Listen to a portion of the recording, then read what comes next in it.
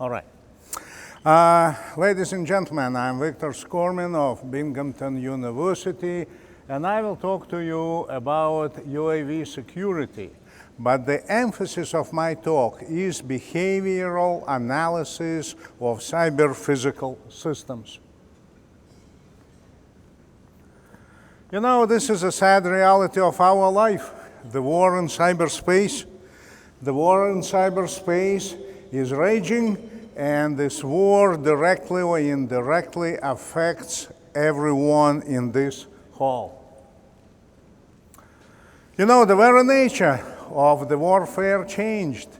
There is no attempts to create epidemics any longer. There is an attempt to attack machinery that is computer controlled. Attacks of today are deployed in the cyberspace, and through interfaces, through SCADA channel, they reach physical space, and they are destructive. And then we have to be aware of the human element, who becomes more and more important in the cyber warfare. You know, because of this specific nature of the cyber warfare, behavioral analysis presents probably the most promising approach. What behavior is about? Behavior is perceived as a semantic pyramid. At low level, we observe elementary events. There is a whole flow of elementary events. We can monitor them. The problem with elementary events is that they have low discriminating power. The top of the semantic pyramid is represented by functionalities. Functionalities are a combination of these elementary events, such combinations that a particular tangible goal could be associated with them. So, what is our approach? Our approach is about monitoring events, building a behavioral model, and using this model we can reach the top of the pyramid where we have highest discriminating power. I want to show you a primitive example of how we monitor elementary events that could be visualized actually as letters of the alphabet, and we're supposed to have, and we do have, the ability to associate these events with each other.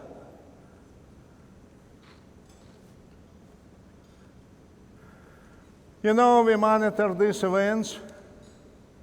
We monitor these events. We associate these events.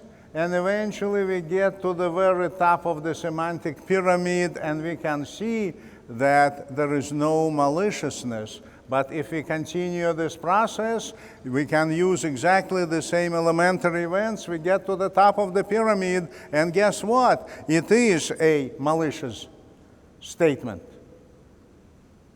Now, what we want to accomplish is this. We want to use this behavioral approach. We want to monitor these elementary events for the process that operates normally without any attacks. This could be done, for example, for a computer network by monitoring system calls. I understand that system calls are not very popular recently, but monitoring system calls is very good when you want to assess behavior of the computer system. So we monitor system calls. We extract functionalities or clusters of these system calls, clusters of these events that have some tangible goal behind them. And then we can build a combination, a library of these functionalities that represent normalcy. The library is the combination, the collection of normal, benign behavioral patterns. So my diagram shows that we have this normalcy profile that is comprising different functionalities, benign functionalities accumulated using our approach and the normal operation of the system. This is the end of the learning process. The rest of the process could be performed in real time. We monitor elementary events, we extract functionalities, we match functionalities to the normalcy profile, and guess what? We may very well find a functionality that is inconsistent with normalcy. This functionality could be, or functionalities could be indicative of cyber attack. They could be previewed, analyzed, and if necessary, it could be just indication of system upgrade. However, if they would be recognized as malicious functionalities, this would be effectively the detection of an attack. Now, this approach has many, many practical applications. Let me proceed, and I want to show you some videos. These videos are not a cartoon. These are not cartoons. You will see clearly in real time how we run our approach. You hear voice of my doctoral student. Each point is a system call. Each system call is interconnected with other system calls. And then we're running a special procedure that pulls out individual clusters representing particular functionalities. It happens, and eventually we have the normalcy profile established because this work is done for a system that operates under normal regime without any attacks. Please be patient. Very soon, in the lower left corner, you will see the graph that shows the number of unique functionalities. The number of unique functionalities eventually levels off, which implies that the number of behavioral patterns representing normalcy has been established. The next what I want to do is the next video to be presented. And the next video implies that we already have normalcy established. This computer system runs the same normal applications. We monitor system calls, we extract functionalities, we match functionalities to the normalcy profile, but then we attack the system, and the malware creates its own functionalities that do not have anything in common with normalcy. What we do about it? We can call FBI. We just paint them red. Please be patient. At some point, you will see red clusters on the screen. They represent behavioral patterns indicative of some kind of extracurricular activity within the computer. This extracurricular activity, especially in a government computer, is always indication of attack on the system. Now, towards the end of this video, in the left corner, you will see a preview of these patterns, extracurricular patterns. And don't forget that each node has a label, and based on these labels, one can read through these functionalities, anomalous functionalities, as one could read an assembly code. And it will be very clearly understood what exactly these anomalies are. Maybe they are benign, but if they are not, if they are malicious, it would be very well established. Yep, you see the preview of these functionalities. What we're going with this to? Can you show video number 3? Video number 3 is a complete demonstration of our approach. Don't tell me that all this stuff could be done for computers in a different fashion. Yes, it could be done because the reason because we show this presentation is that we want to present the entire behavior-based technology. Look, this is a government computer. it is intended to run only two applications. First application is word processor. We're running the word processor. The word processor, however, is already represented by the normalcy profile. Later you will see a screen that indicates very clearly that we're running the Excel software, also represented by the normalcy profile. Nothing happens. Every single functionality presented is part of normalcy. Now, please be patient with me. You will realize that at some point we will be running software, quite benign software, but not intended for this system. It will be, you will see it very clearly. Right now you see that we're running word processor in a little bit different regime, but you recognize this stuff. This is not software intended for this computer. It is something extracurricular, and guess what? It will be detected as such because it implies that computer behavior is altered. This is a typical display that could be in the future representative of the solitaire. We keep running computers, allowed application, slightly different regime, but this evidence of misuse of this computer will stay on the screen. Now what you will see is the use of USB drive that is prohibited for most government-owned computers.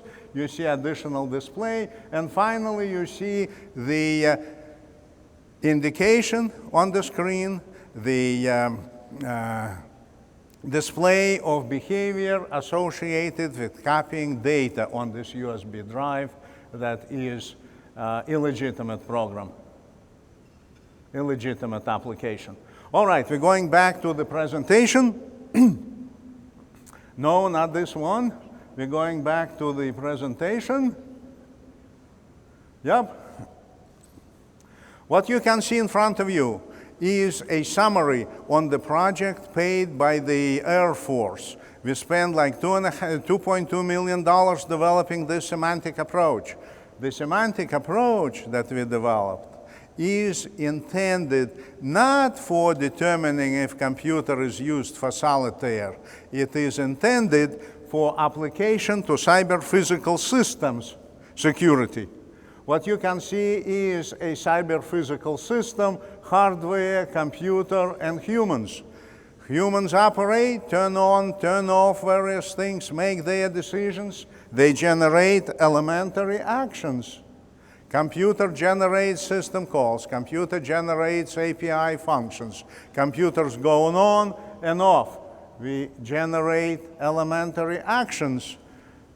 Hardware has temperatures, velocities, deflection of control surfaces. They change with time, and each change is symbolized by these elementary actions. What do we do here? We integrate this information. We build a system operational megagraph. This megagraph is huge. However, we developed a technology for graph reduction. So in this graph, we can extract, from this graph, we can extract particular functionalities. Functionalities indicative of this application, functionalities indicative of attacks on PLC controllers. What do we do next? We want to apply this approach for detection of malicious insider, for UAV security, for detection of attacks and mitigation of attacks on SCADA. I have to tell you, this proposal has been successfully rejected by National Science Foundation. We will be resubmitting it. This proposal is the essence of my presentation today, but this proposal has been funded by the Navy, Office of Naval Research, and we are in the process of doing work on this proposal. Basically, what we're trying to accomplish. Look, this is the cyber-physical system. We monitor elementary events originated in different domains. these events have their attributes. We have to place them properly in the functional space. And guess what? We should be able to interconnect them into functionalities. We will be able to split this mega graph into functionalities. We should be able to identify these functionalities.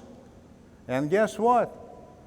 Some functionalities represent known tasks, but we can easily detect a functionality that is anomalous, and by previewing this, we can establish that it is associated with the cyber attack.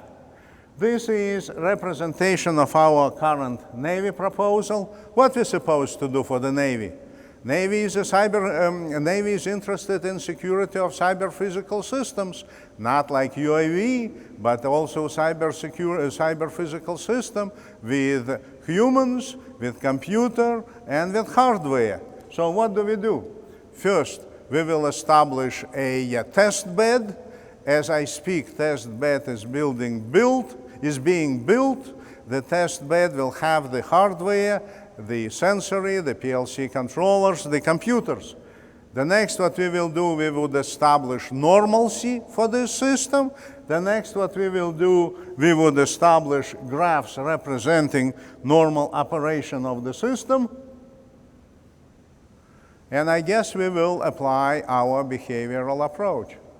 Now, why we are interested in the UAV? We're interested because this technology becomes increasingly popular, it is sufficiently complex, we have access to reasonably inexpensive test beds, and the software is open source software.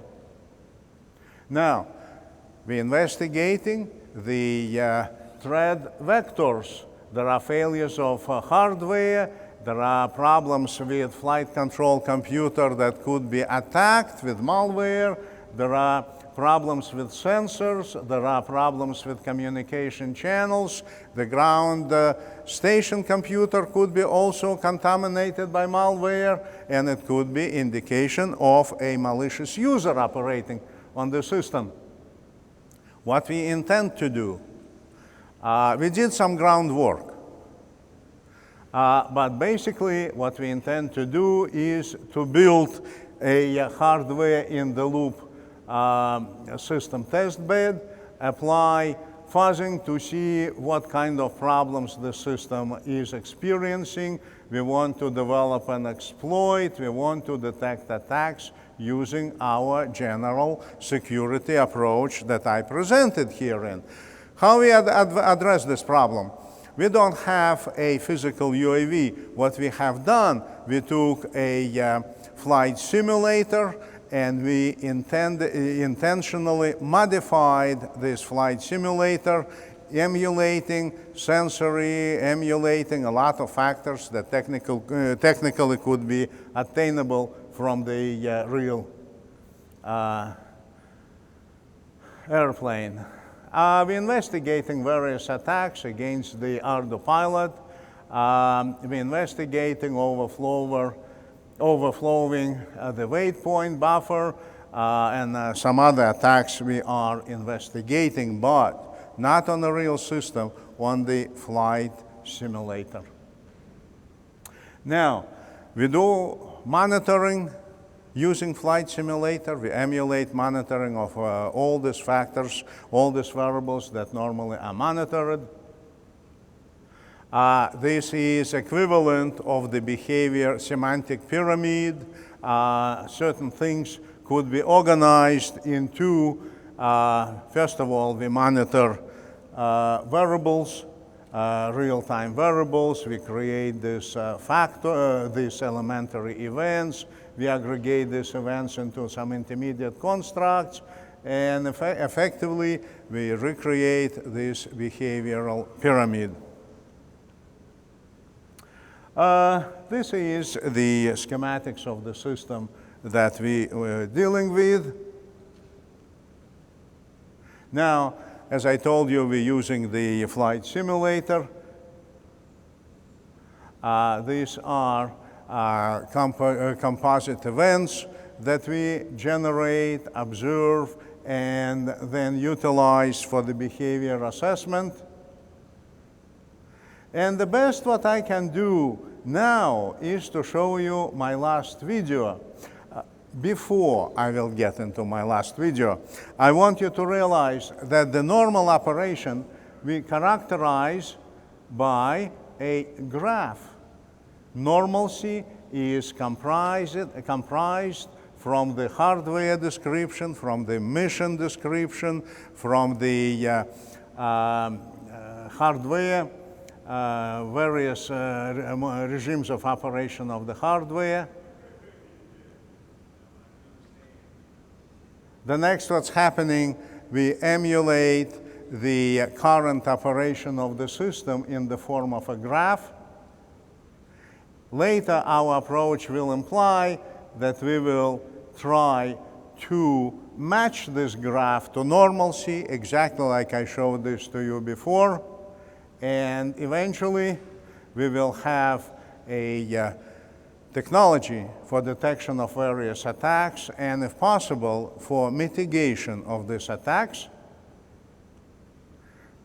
Different cases, when some cases could be mitigated, some cases could not be mitigated. Now, this is my conclusion, but before, I want to show you the video that shows our technology applied to flight simulator. Sorry, we did not have applied it to the real UAV. Can you show video number 3? Yeah, what you can see here, the information taken from the flight simulator.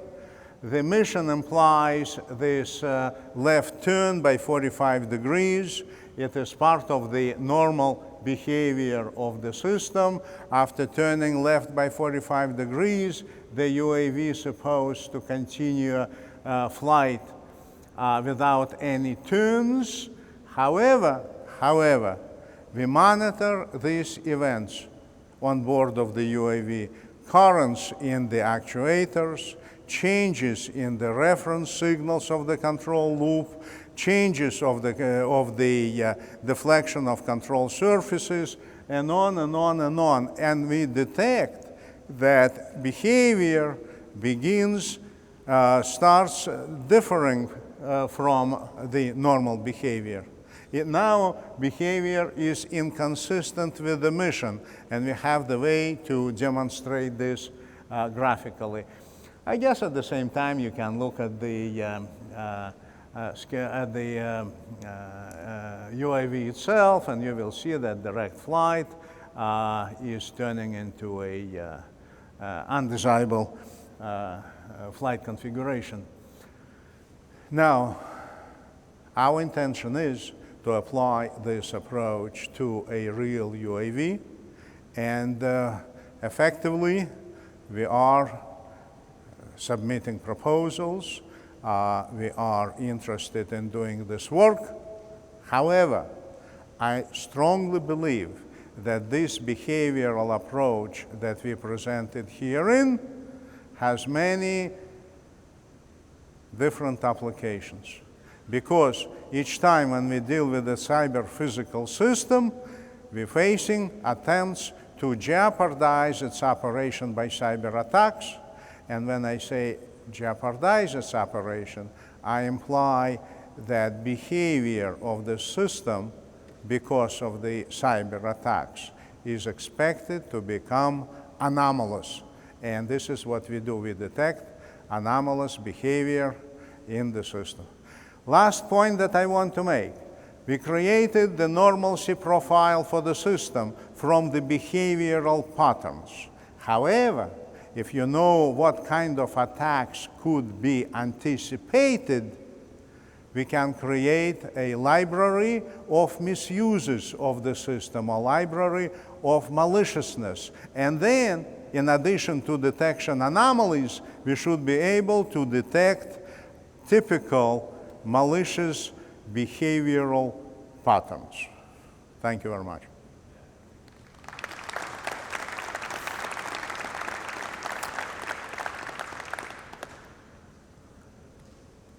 Any questions, please? Your charts up there, some of the graphs look a lot like neural networks. Is there a neural learning process going on here? No, it's not neural network at all. Let me tell you, as a specialist, I don't believe in neural networks. What we do, we're using the mining of graphs. We're dealing with gigantic graphs representing interconnected elementary events. We are prepared to handle a graph that is 500 megabytes in volume, but then we reduce it.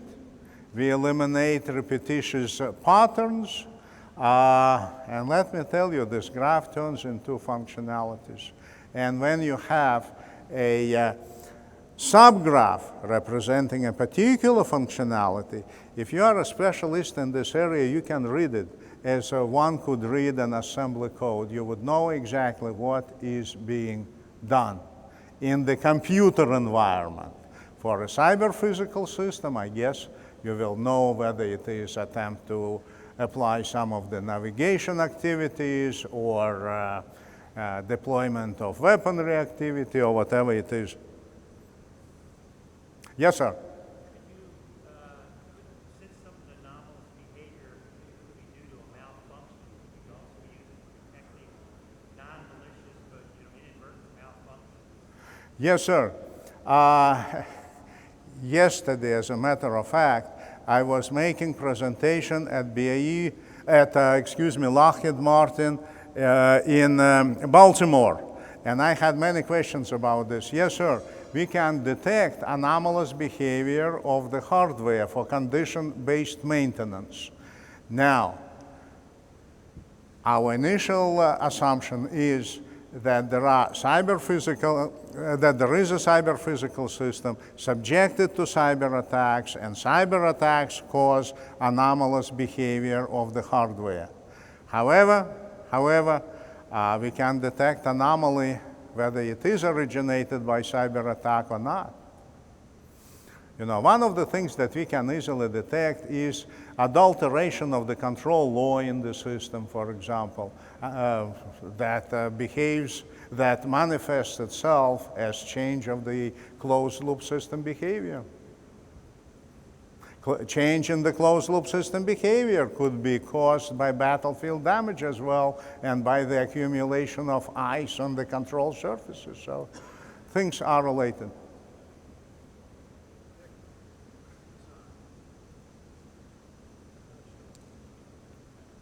More questions, please? Yeah, yes, sir.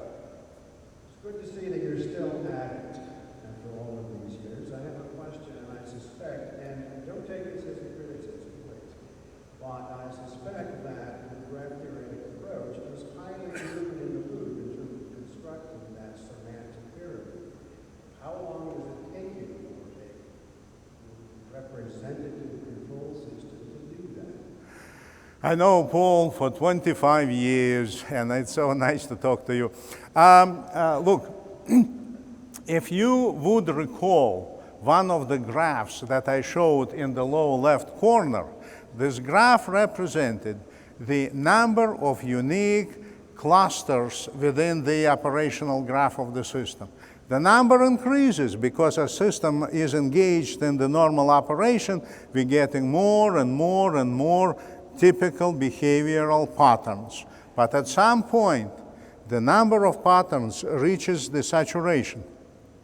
It happens when effectively all behavioral patterns are extracted. So I cannot predict how long it will take, but at some point, the total number of functionalities will reach its maximum value. And this indicates two things. Number one, that normalcy for the system exists. And number two, that we effectively detected them all functionalities representing normal system operation. But I cannot say in advance how long it will take. Right. Well, I am interested in emergent behavior in UAV systems, so I think there's some potential work there around this. It's just trying to eliminate the false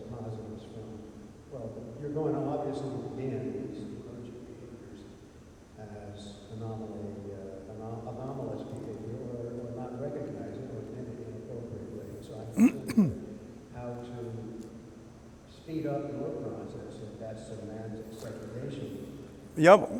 If you remember, in statistical estimation, there is a concept of appropriate excitation signal applied to the system. So one could design a special maneuver for a UAV that would be able to excite all behavioral patterns. So I guess if you want to, you can design a special test for the UAV or special flight configuration or special mission intended for representing all existing behavioral patterns. Could be done.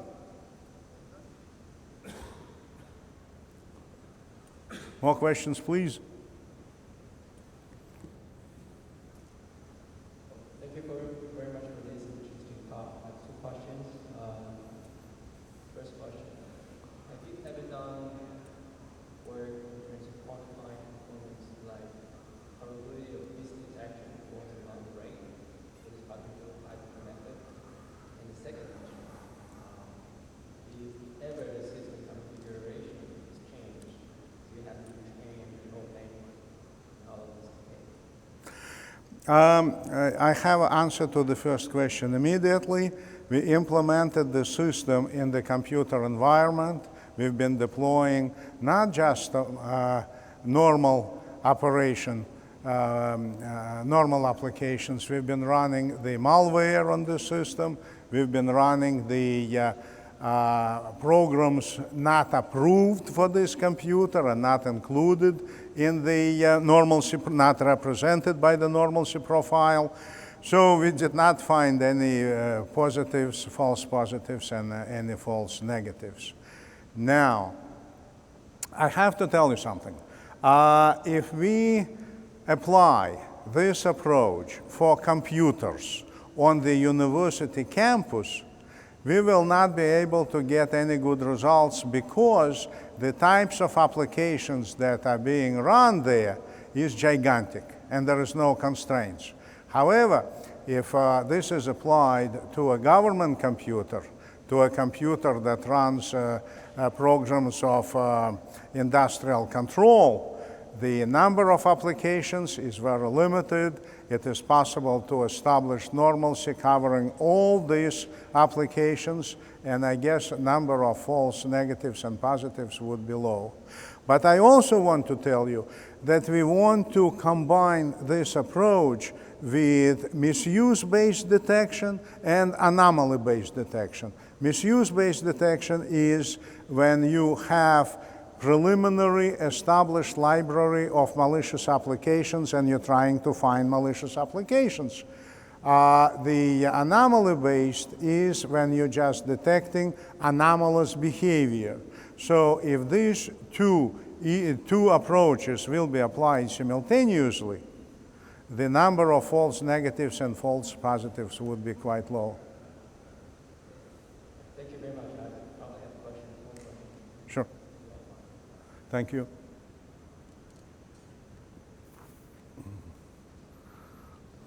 Well, thank you.